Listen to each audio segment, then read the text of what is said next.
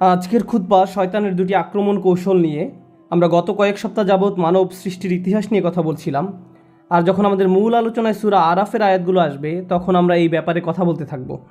আমি আপনাদের উৎসাহিত করব নিজে নিজে এই 7 নম্বর সূরা অধ্যয়ন করার জন্য। আদম সৃষ্টির এই ঘটনাটি সূরার একেবারে প্রথম দিকে আলোচনা করা হয়েছে। 20 থেকে 26 নম্বর আয়াতে পৌঁছলেই ঘটনার বর্ণনা পেয়ে যাবেন। এমনকি এর পূর্বেও এসেছে, তাই বেশি কিছু আপনাদের পড়তে হবে না। এভাবে নিজে নিজে পড়তে থাকলে এটা আপনার জন্য একটা ইন্টারেস্টিং ব্যাপার হবে। নিজে নিজে প্রশ্ন করতে শিখবেন বা কোরআন পড়াকালে নিজের উপলব্ধিগুলো নোট করতে পারবেন, কারণ এটা তো আমাদের এমনিতেই করার কথা। কোরআনের সাথে আমাদের সম্পর্ক নিয়ে আল্লাহ আযজা ওয়া জাল্লা কোরআনে বলছেন, আয়াতুল লিসাইলিন। এগুলো হলো এমন মানুষদের জন্য আয়াত যারা প্রশ্ন করে। কোরআন পড়াকালে আমাদের অন্যতম যে কাজটি করার কথা ছিল তা হলো প্রশ্ন করা। এই আয়াতগুলো থেকে, এই বক্তব্য থেকে, এই ঘটনা থেকে, এমনকি এই শব্দ থেকে আমি কী শিক্ষা গ্রহণ করতে পারি। কারণ আল্লাহ আমাদের এই সব কিছু দিয়েছেন আমাদেরকে পথ দেখানোর জন্য। ঠিক যেমন স্কুলের ক্লাসে যে ছাত্র সবচেয়ে কম প্রশ্ন করে সেই ক্লাস থেকে সবচেয়ে কম উপকার পায়, আর যে ছাত্র শিক্ষককে বেশি বেশি প্রশ্ন করতে থাকে তার মন ক্লাসের পাঠের সাথে সবচেয়ে বেশি জড়িত থাকে। আর এ ধরনের ছাত্ররাই বিভিন্ন বিষয়ে বোঝার ক্ষেত্রে বেশি উন্নতি লাভ করে। আমরা আল্লাহকে আমাদের শিক্ষক হিসাবে গ্রহণ করে নিয়েছি। তিনি বলছেন আল্লামাল কুরআন, তিনি কোরআন শিক্ষা দিয়ে থাকেন, ফলে আমরা তার ছাত্র। শয়তানের যে 4টি আক্রমণের কথা বলা হয়েছে, আজ আমি তার 2টা নিয়ে কথা বলবো। গতবার আমরা বলেছিলাম, শয়তান বলেছিল আমি অবশ্যই তাদের সামনে থেকে তাদের আক্রমণ করব। তারপর সে বলছে ওয়ামিন খালফিহিম, তাদের পেছন থেকে। তাহলে এই 2 প্রকারের আক্রমণ নিয়ে এই সপ্তাহে আমি কথা বলবো, আর ইনশাআল্লাহ পরবর্তী সপ্তাহে আলোচনা করব কিভাবে সে ডান এবং বাম পাশ থেকে আক্রমণ করে। কিন্তু আজকে আমি সম্মুখভাগ এবং পশ্চাৎ দিক থেকে আক্রমণের কথা বলবো। তো চলুন প্রথমে এই সম্মুখভাগের আক্রমণ কৌশল নিয়ে কথা বলা যাক। তো এর জন্য আরবি বাক্যাংশ হলো মিন বাইনি আইদিহিম, আর এর আক্ষরিক অনুবাদ হলো তাদের হাতের সামনে, আর এটাকে ইংরেজিতে বলি ইন ফ্রন্ট অফ দেম। কিন্তু এর দ্বারা আসলে আরও অনেক কিছু বোঝায়। যদি 2 হাত প্রসারিত করেন তাহলে 2 হাতের মাঝে তার সব কিছু এই মুহূর্তে আপনার সামনে আছে। এমন নয় যে জিনিসগুলো আপনার কাছ থেকে অনেক দূরে, জিনিসগুলো আপনার সামনেই। সামনে যদি অগ্রসর হতে চান তাহলে আপনাকে পাশ কেটে যেতে হবে, সরাসরি এড়িয়ে যাওয়া সম্ভব নয়। মোট কথা, যদি সাধারণ ভাষায় বলতে যাই, শয়তান বলল আমি একেবারে তাদের মুখের সামনে গিয়ে দাঁড়াবো, আমি তাদের একেবারে সামনে থাকবো এবং সরাসরি আক্রমণ করব। এখন এই আক্রমণ কৌশল কিভাবে কাজ করে? শয়তানকে তো আর আমরা দেখতে পাই না, তার কণ্ঠও শুনতে পাই না, আমরা জানি না সে দেখতে কেমন, আমরা এর কিছুই জানি না। তাহলে সামনের দিক থেকে সে কিভাবে আক্রমণ করে? আপনি যদি কোরআন জুড়ে মিম বাইনি আইদিহিম বাক্যাংশের ব্যবহার অধ্যয়ন করেন তাহলে একটা ব্যাপার শিখতে পারবেন। কোরআন এর দ্বারা এমন সব বিষয় নিয়ে কথা বলছে, চোখ খুললেই চারপাশে যা কিছু দেখতে পান, আপনার পরিবার পরিজন, বন্ধু বান্ধব, পরিবেশ পরিস্থিতি, আকর্ষণীয় জিনিস, অনাকর্ষণীয় জিনিস, এমন একটি পৃথিবী আপনার সম্মুখে বর্তমান। আর মানুষ মাত্রই আবেগপ্রবণ, তার সামনে যা আছে সেটাই সে পেতে চায়। আল্লাহ আযজা ওয়া জাল্লা সূরা কিয়ামায় বলছেন বাল ইউরিদুল ইনসানু লিয়াফজুরা আমামা, বরং মানুষ তার সামনের জীবনেও পাপ করতে চায়। মানুষ তার সামনে যা আছে তাতেই ঝাঁপিয়ে পড়তে চায়। অনেক আগে যখন আমি ইউনিভার্সিটিতে মার্কেটিং পড়তাম তখন আমাদেরকে ভোক্তার আচরণ পড়ানো হতো। সুপার শপগুলোতে যদি যেয়ে থাকেন দেখবেন দুধ এবং ডিম একেবারে দোকানের শেষ দিকে রাখা হয়। কেন? অনেকেই দোকানে যায় শুধু দুধ এবং ডিম কেনার জন্য। তাহলে যৌক্তিকভাবে তো এগুলো দোকানের একেবারে সামনের দিকে থাকার কথা, কিন্তু পেছনে কেন রাখা হয়? কারণ তারা মানুষের ইম্পালসিভ আচরণের সুযোগ নিতে চায়। তারা সামনের দিকটা সুইস রোল, চকলেট কেক সহ নানান রকমের অপ্রয়োজনীয় জিনিস দিয়ে সাজিয়ে রাখে। কারণ আপনি সামনে যা পান তাই আপনার ঝুড়িতে নিতে চান। মানুষের আবেগ এমনই। শয়তান মানুষের এই আচরণের সুযোগ নিতে চায়। জীবন চলার পথে অনেক কিছুই আপনার সামনে এসে পড়বে, তখন শয়তান আপনাকে বলবে আরে এমন কি আর হবে, অল্প একটু উপভোগ করো, এটা তো খুব বেশি খারাপ না। সে আপনাকে ভবিষ্যতে এই কাজের কি পরিণতি হবে তা নিয়ে ভাবতে দিবে না। সে চায় এই মুহূর্তে তোমার সামনে কি আছে তা নিয়ে চিন্তা করো। আজকের দিনে ব্যাপারটা উপলব্ধি করা আরও অনেক সহজ, কারণ আমরা ডিজিটাল যুগে বাস করি। যা কিছুই আপনি দেখতে চান, যার দিকেই আপনি তাকাতে চান, শুনতে চান, ক্রয় করতে চান, সবই আপনার আঙুলের আগায়। তাৎক্ষণিকভাবে জিনিসগুলো আপনি পেতে পারেন। এমনকি যদি কোথাও যেতে চান এই মুহূর্তেই গাড়ি নিয়ে বের হতে পারবেন। আপনার মাথায় যে চিন্তাই আসে না, যে আকাঙ্ক্ষায় বাস্তবায়ন করতে চান না কেন, আপনি সাথে সাথে তার পিছনে ছুটতে পারেন। পরিণতি নিয়ে ভাবতে চান না। তো অনেক মানুষ যারা বিভিন্ন পাপে জড়িয়ে পড়ে, তাদের যদি জিজ্ঞেস করেন কেন তুমি পাপে জড়াও, তারা বলবে না যে আমি পাপী হতে চাই, তারা বলবে আমি আসলে বিষয়টি নিয়ে ভাবতে চাই না, আমি এটা নিয়ে চিন্তা করতে চাই না। আপনি যদি তাদেরকে এর পরিণতি মনে করিয়ে দিতে চান, তারা বলবে আমাকে এসব নিয়ে ভাবতে বলো না। এমন অনেক ডাক্তারের কথা জানি যারা ইমার্জেন্সি রুমে চাকরি করেন, তারা শুক্রবার রাতে বহু বাজে ঘটনা দেখতে পান। মানুষ তাদের প্রাত্যহিক জীবনের সমস্যা থেকে বেরিয়ে এসে একটু মুক্তি পেতে চায়, তাই তারা শুক্রবার রাতে মদ পান করে। তারপর ইমার্জেন্সি রুমে আপনি যেসব ভয়ানক দৃশ্য দেখতে পান তার অনেকগুলো এই মদ পানের সাথে সরাসরি জড়িত। কারণ এই মানুষগুলো চিন্তা করতে চায় না যে আমার আগে বহু মানুষের জীবন নষ্ট করেছে এই মদ। না, আমি এটা নিয়ে ভাবতে চাই না, আমার ক্ষেত্রে এমনটি ঘটবে না। আমি শুধু এই মুহূর্তে মজা পেতে চাই, আমি এখন মাতাল হতে চাই, ফলাফল নিয়ে ভাবতে চাই না। আর শয়তান আপনার কাছ থেকে প্রথমে এটাই আশা করে, আপনার সামনে যা আছে তার মাঝেই ঝাঁপিয়ে পড়তে আপনাকে প্ররোচনা দিবে। এর আরেকটা অর্থ হলো বস্তুগত জিনিস। অন্য কথায় সে চায় আমরা যেন এমন সব জিনিস নিয়ে আচ্ছন্ন হয়ে পড়ি যা দৃশ্যমান। আপনি সর্বদা গাড়ি নিয়ে চিন্তা করেন, আপনার শারীরিক সৌন্দর্য নিয়ে ভাবতে থাকেন, বারবার আয়নার সামনে গিয়ে নিজেকে চেক করেন, আমাকে দেখতে কেমন দেখায়, আমাকে কেমন দেখায়, আমার ওজন কত, কোন ড্রেসে আমাকে ভালো দেখাবে, এটাতে নাকি ওটাতে। সারাক্ষণ এভাবে বস্তুগত জিনিস, দৈহিক সৌন্দর্য বা নানা রকম পণ্যদ্রব্য এগুলো নিয়ে আপনি আচ্ছন্ন থাকেন। আবার বিভিন্ন ব্র্যান্ডের জিনিস নিয়েও মানুষ আচ্ছন্ন হয়ে পড়ে, নিজের কোন জিনিসটা অন্যদের দেখাবে তা নিয়ে সারাক্ষণ ভাবতে থাকে। কেউ কেউ সুন্দর বাড়ির প্রতি আচ্ছন্ন হয়ে পড়ে, ভাই আমি ভাড়া বাসায় থাকি, যেভাবেই হোক আমাকে নিজের বাড়িতে উঠতে হবে। এটাই এখন আমার সামনে বর্তমান।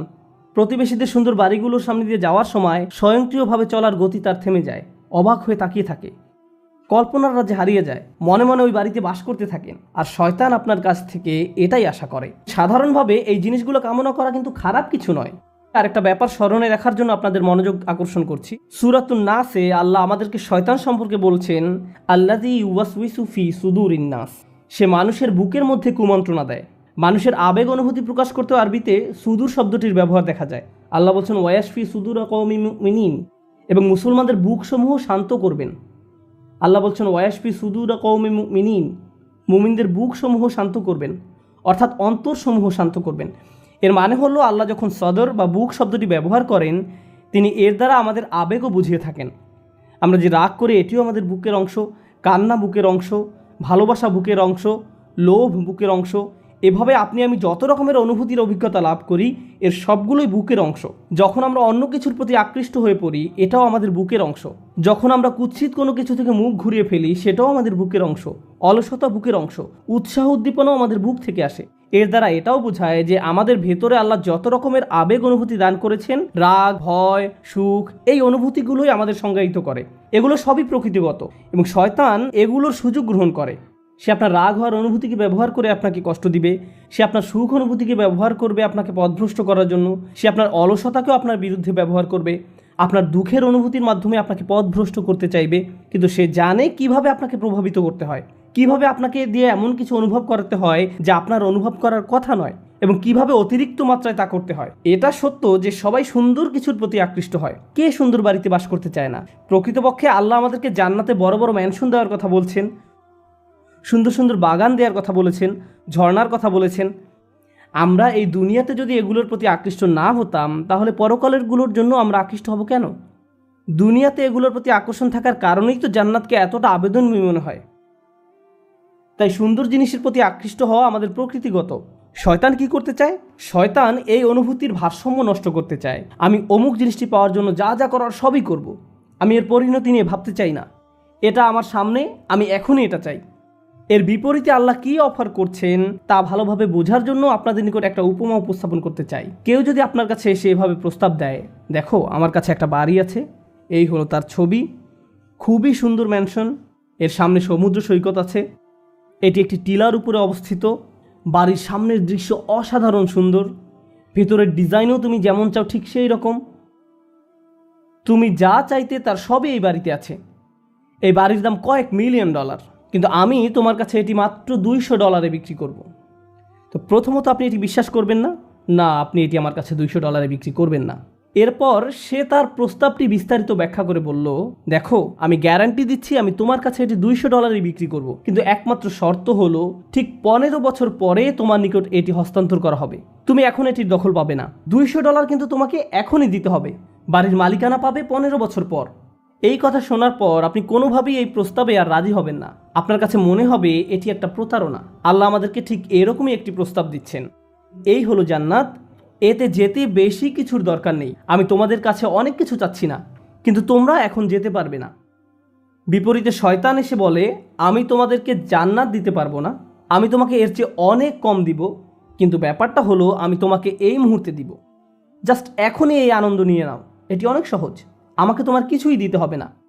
এভাবে সে তাৎক্ষণিক ভোগের প্রস্তাব দেয়। আপনাদের মধ্যে যারা ব্যবসা করেন তাদের উদ্দেশ্যে বলছি, কেউ এসে যদি আপনাকে বলে আমি তোমার থেকে এই মালামাল কিনতে চাই কিন্তু আমি পরের মাসে টাকা দিব, ঠিক তখন অন্য একজন এসে বলল আমিও তোমার এই মালামাল কিনতে চাই আর আমি তোমাকে এখনই সব টাকা নগদ দিব, আমাকে 10% ডিসকাউন্ট দাও। নগদ প্রস্তাবেই রাজি হবেন। আমি টাকার জন্য আরও 1 মাস অপেক্ষা করতে চাই না। মানুষ তুহিব্বুনাল আজিলাহ, তড়িৎ পাওয়া যায় এমন জিনিসকে ভালোবাসে। শয়তান এর সুযোগ গ্রহণ করে, সে আপনাকে উত্তেজিত করে তুলবে। তোমাকে অপেক্ষা করতে হবে কেন? তোমাকে কেন ধৈর্য ধরতে হবে? তুমি যদি চাও এখনই জিনিসটা পেতে পারো। তুমি কি সুখ পেতে চাও না? সে এভাবে আপনার সামনে এসে দাঁড়াবে। আপনি তখন আকাঙ্ক্ষিত বস্তুটি ছাড়া আর সামনে কিছুই দেখতে পান না। জিনিসটি পেতে এমন অন্ধ হয়ে পড়েন যে এর ফলে আপনি নিজে কি কি ক্ষতির সম্মুখীন হবেন বা অন্য কারো কি কি ক্ষতি হবে তা নিয়ে আপনি চিন্তাও করতে চান না। আপনি তখন সম্পূর্ণরূপে শয়তান দ্বারা পরিচালিত হয়ে পড়েন। সম্মুখ ভাগ থেকে এটা শয়তানের অন্যতম প্রধান একটি আক্রমণ কৌশল। সামনের দিক থেকে আক্রমণ করে সে আপনাকে অনেকটা অন্ধ করে দেয়। মিম্বাইনি আইদিহিম, এর আরেকটা অর্থ হলো ভবিষ্যৎ। কিছু যদি আপনার সামনে এসে পড়ে, যেমন ট্রাফিক জ্যামে আটকা পড়েছেন আর বিশাল এক ট্রাক একেবারে আপনার সামনে উপস্থিত, তখন ট্রাফিক জ্যামটি কত লম্বা তা আপনার পক্ষে বুঝে ওঠা সম্ভব নয়। আপনি এদিক ওদিক কাত হয়েও সামনের দিকটা দেখতে পারবেন না, কারণ ট্রাকটি এত বিশাল আকারের যে এটি সামনের দিকটা সম্পূর্ণ ব্লক করে ফেলেছে। যখন কিছু একটা আপনার একেবারে মুখোমুখি এসে দাঁড়ায়, আপনি দূরের কিছু আর দেখতে পান না। শয়তান এরকম একটি ব্যাপার আপনার কাছ থেকে আশা করে। আপনার আমার সামনে অবশ্যই যে ব্যাপারটা ঘটবে তা হলো আল্লাহর সাক্ষাৎ। আপনি এবং আমি আমাদের প্রভুর দিকে এগিয়ে চলছি। এমনকি আপনি যদি দাঁড়িয়েও থাকেন, আপনি আসলে একটি কনভেয়ার বেল্টের উপর দাঁড়িয়ে আছেন যা আপনাকে আল্লাহর দিকে নিয়ে যাচ্ছে।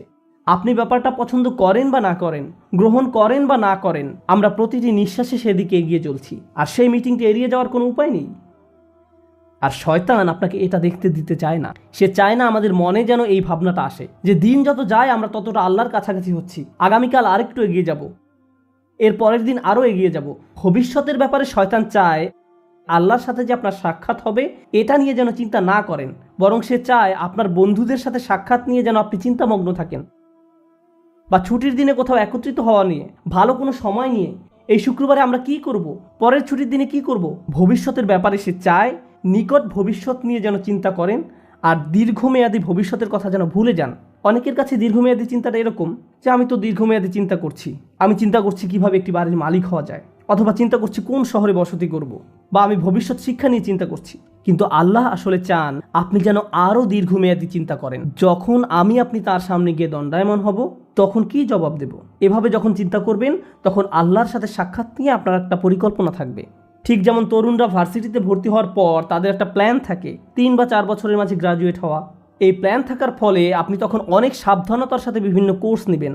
এই সেমিস্টারে কোনটা কোনটা নেবেন, পরের সেমিস্টারে কোনটা কোনটা নেবেন, এখন আপনার কাছে কত ক্রেডিট আছে, কোন কোন কোর্সগুলো ঢিলে ঢালাভাবে করলেও হবে, এই সকল ব্যাপারে আপনার সুচিন্তিত একটি পরিকল্পনা থাকে। যদি পিছিয়ে পড়েন তাহলে অতিরিক্ত কাজ করে তা পুষিয়ে নিতে হবে। কিন্তু যদি আপনার কোনো লক্ষ্য না থাকে, যারা ভার্সিটিতে যায় কিন্তু কবে গ্র্যাজুয়েট হবে এই ব্যাপারে কোনো মাথা ব্যথা নেই, 10 বছর যাবৎ ভার্সিটিতে পড়ে আছে, তোমার মেজর কোন বিষয় আমি এখনো ভাবছি, তোমার চুল পেকে গেছে আর এখনো মেজর সাবজেক্ট নিয়ে চিন্তা করছো, এরকম উদ্দেশ্যহীন মানুষও রয়েছে। শয়তান মানুষের এমন উদ্দেশ্যহীন জীবনই পছন্দ করে। সে চায় আপনি যেন উদ্দেশ্যহীন জীবনযাপন করেন। আর যে লক্ষ্যটি আল্লাহ আমাদের সামনে ঠিক করে রেখেছেন তা হলো তার সাথে সাক্ষাৎ। যদি এই লক্ষ্যটি আপনার সামনে থাকে তাহলে জীবনে যে কোনো সিদ্ধান্ত নেওয়ার সময় আপনি চিন্তা করবেন, যখন আমি আল্লাহর সাথে সাক্ষাৎ করব, পরবর্তী সিদ্ধান্তটি নেওয়ার পূর্বে আমাকে আল্লাহর জিজ্ঞাসাকে, আল্লাহর সাক্ষাৎকে সবসময় বিবেচনায় রাখতে হবে। কিন্তু শয়তান যদি এই লক্ষ্যটি দূর করে দিতে পারে তাহলে আমার মাথায় এই চিন্তাটি আসেও না, আমরা তখন যা ইচ্ছা তাই করি। আল্লাহর চিন্তা আমাদের মাথা থেকে দূর হয়ে গেছে, কারণ শয়তান আপনার সামনে একটি আবরণ তৈরি করে দিয়েছে। ফলে আপনি আপনার সামনের অবশ্যম্ভাবী গন্তব্যের ব্যাপারে অন্ধ হয়ে পড়েছেন। শয়তান চায় আপনি যেন ভবিষ্যৎ নিয়ে উদ্বিগ্ন থাকেন, সার্বক্ষণিক উদ্বেগ যেন আপনাকে তাড়া করে ফিরে।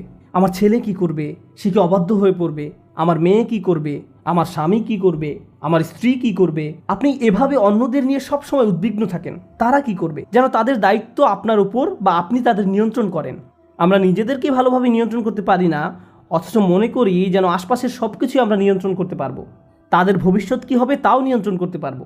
আপনি এমন অনেক মায়ের সন্ধান পাবেন দুশ্চিন্তা একেবারে মরে যাচ্ছেন যে আমার মেয়ের কেন বাচ্চা হচ্ছে না, তার কখন বাচ্চা হবে, সে তাকে ফোন করে এভাবে, আল্লাহ চায় তোমার জন্য একটি বাচ্চা হয়। আল্লাহ তার জন্য সন্তান চায় না, আপনি চাচ্ছেন। আমি জানি না আপনি আল্লাহর কাছ থেকে কোনো ইমেল পেয়েছেন কিনা যে তাকে এভাবে বলছেন।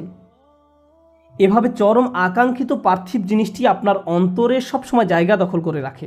ফলে ভবিষ্যতের চিন্তা বলতে শুধু এটাই বুঝেন আমার অমুক জিনিসটি নেই, আমার তো এটা নেই, আমার এটার জন্য অপেক্ষা করছি, আমি জানি না কেন এটা পাচ্ছি না। জিনিসটি পাওয়ার জন্য এভাবে আপনি সম্পূর্ণ আচ্ছন্ন হয়ে পড়েন, পুরোপুরি ব্যাকুল হয়ে পড়েন। শয়তান চায় এভাবে সম্পূর্ণভাবে যেন আপনি আচ্ছন্ন হয়ে পড়েন। কারণ যদি এমনটা করেন, প্রথমত আল্লাহ আপনাকে যা দিয়েছেন তাতে সুখী থাকবেন না, দ্বিতীয়ত সহজেই ভুলে যাবেন যে যিনি সব কিছু নিয়ন্ত্রক তিনি হলেন আল্লাহ। আমি আসলে আমার সন্তানদের নিয়ন্ত্রণ করি না। একটি নির্দিষ্ট বয়সে পৌঁছানোর পর তারা যা কিছু করে তা তাদের এবং আল্লাহর মাঝে। সর্বোচ্চ আমি যা করতে পারি তা হলো উপদেশ দেয়া, তাদের সিদ্ধান্ত একান্তই তাদের। যদি আমাদের রাসূলুল্লাহ সাল্লাল্লাহু আলাইহি সাল্লাম তার নিজ কন্যা ফাতেমার দিকে ফিরে বলতে পারেন, হে মুহাম্মাদের মেয়ে ফাতিমা, আল্লাহকে ভয় করো, আমি তোমাকে আল্লাহ তাআলার পাকড়াও হতে রক্ষা করতে পারবো না, তোমাকে সাহায্য করার মতো কোনো সামর্থ্য আমার থাকবে না, তিনি এটাই তার নিজের মেয়েকে বলেছেন, তাহলে আমরা কিভাবে মনে করি যে আমরা অন্যদের নিয়ন্ত্রণ করতে পারবো? এমনকি আমাদের পরিবারের মধ্যেও শয়তান চায় আমরা যেন মনে করি আমরা হলাম নিয়ন্ত্রক, কিন্তু বিষয়টা আসলে আল্লাহর অধিকারে। সে আমাদের মনকে এভাবে সম্পূর্ণ আচ্ছন্ন করে ফেলে। আর অবশ্যই মানুষকে নিয়ন্ত্রণ করতে গেলে হিতে বিপরীত হয়। মানুষকে নিয়ন্ত্রণ করা যায় না, আসলেই যায় না, আসলেই যায় না। আর যখন নিয়ন্ত্রণ করতে গিয়ে ব্যর্থ হন, তখন আরও বেশি উদ্বিগ্ন হয়ে পড়েন, আপনি ক্রমাগত নেতিবাচক হয়ে পড়েন।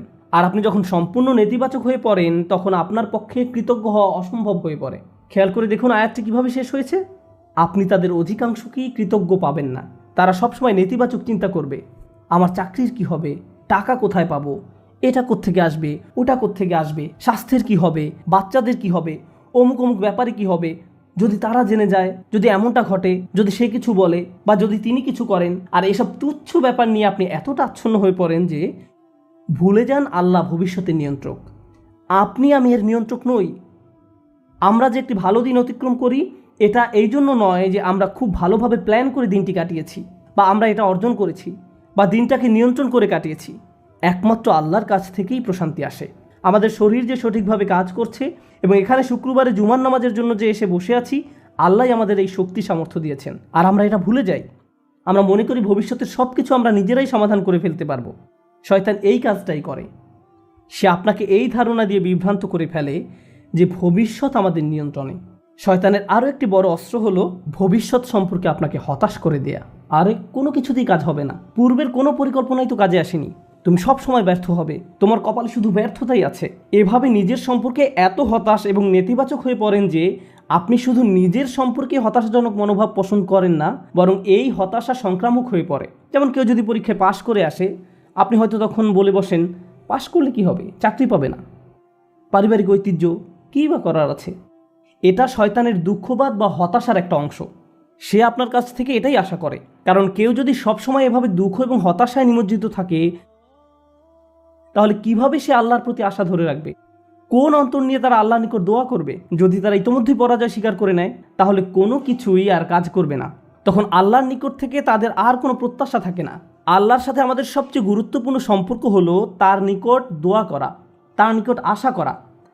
আর আপনি নিজেই কিনা এই সম্পর্কটা কেটে দিলেন, আশাহীন হয়ে গেলেন। শয়তানের সংজ্ঞাই হলো সে আশাহীন, হতাশ। আর সে চায় আপনিও তার মতো আশাহীন হয়ে পড়েন।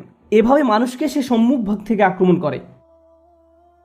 মানুষ জীবনে বিভিন্ন লক্ষ্যবানে ছুটে চলবে, এটাই স্বাভাবিক।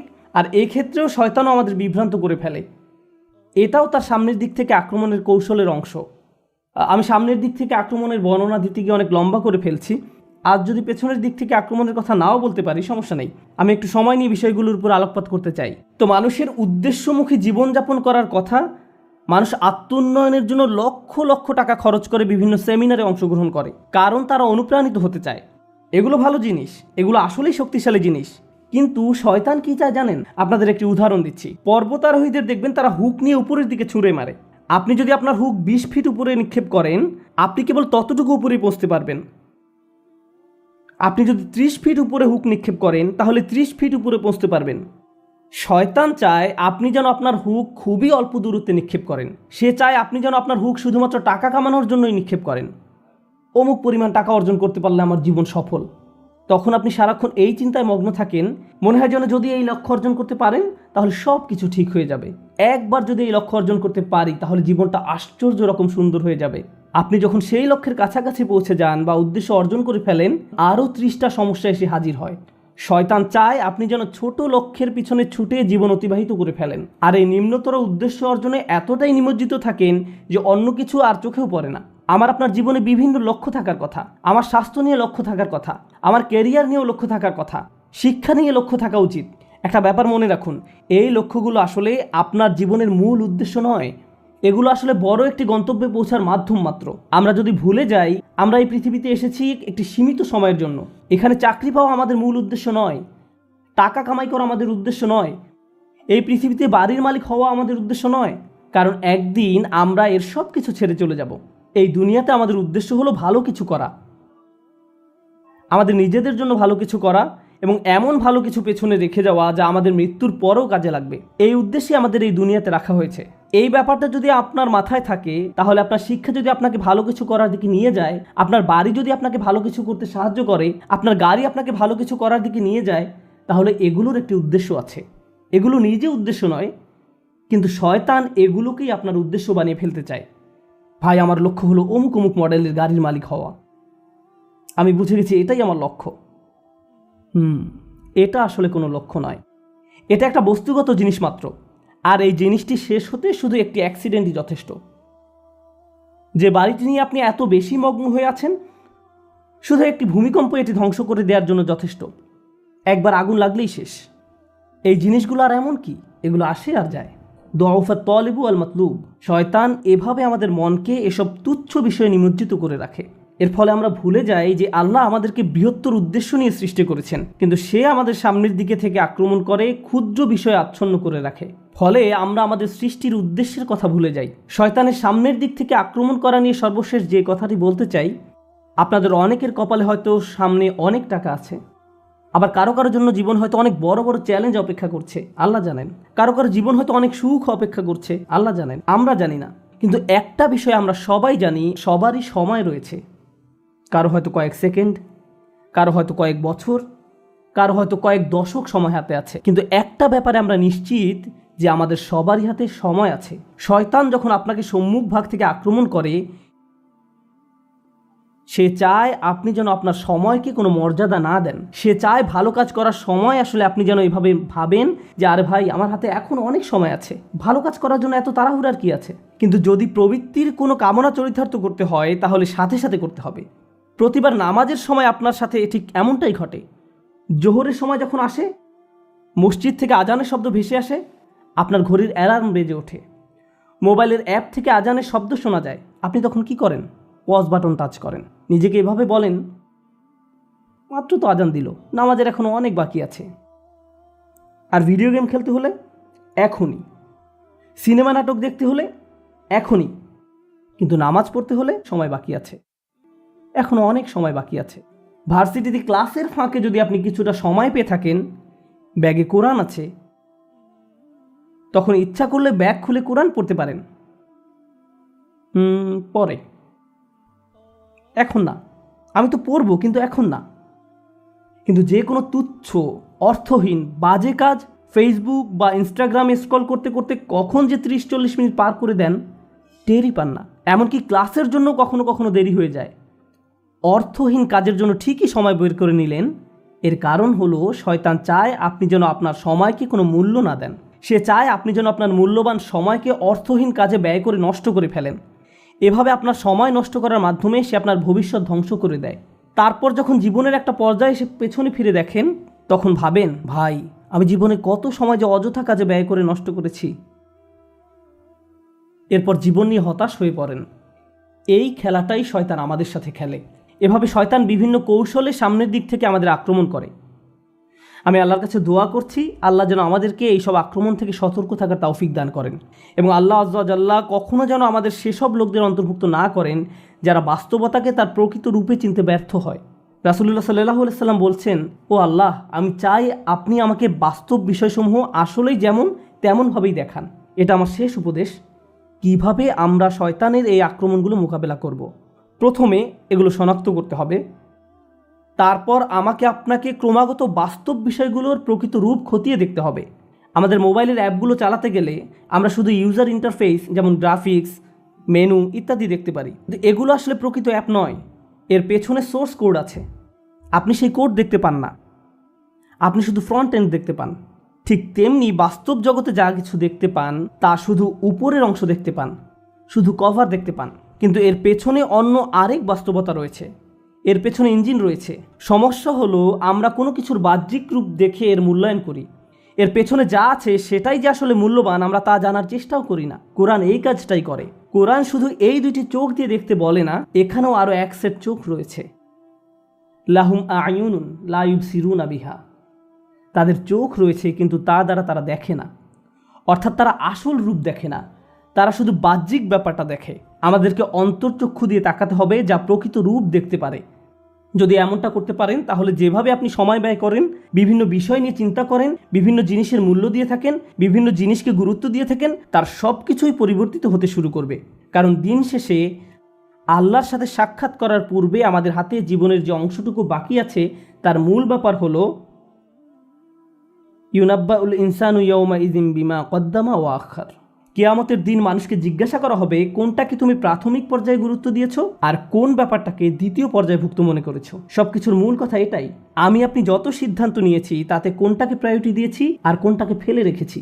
আর শয়তান এখানেই ঝামেলা তৈরি করতে চায়। সে আমাদেরকে ভুল ব্যাপারে অগ্রাধিকার দিতে প্ররোচিত করে। সে চাইবে আমরা যেন সত্যিকারের গুরুত্বপূর্ণ কাজটা ফেলে রাখি। আমরা দোয়া করি আল্লাহ যেন আমাদেরকে সেসব মানুষের অন্তর্ভুক্ত করেন যারা কাজের ক্ষেত্রে সঠিক অগ্রাধিকার নিশ্চিত করতে পারে এবং শয়তানের কুমন্ত্রণা যেন আমাদেরকে আমাদের উদ্দেশ্য থেকে বিচ্যুত করে না দেয়। বারাকাল্লাহু লি ওয়া লাকুম ফিল কুরআনিল হাকিম ওয়া নাফা'নি ওয়া ইয়্যাকুম বিল আয়াতি ওয়াজ যিকরিল হাকিম।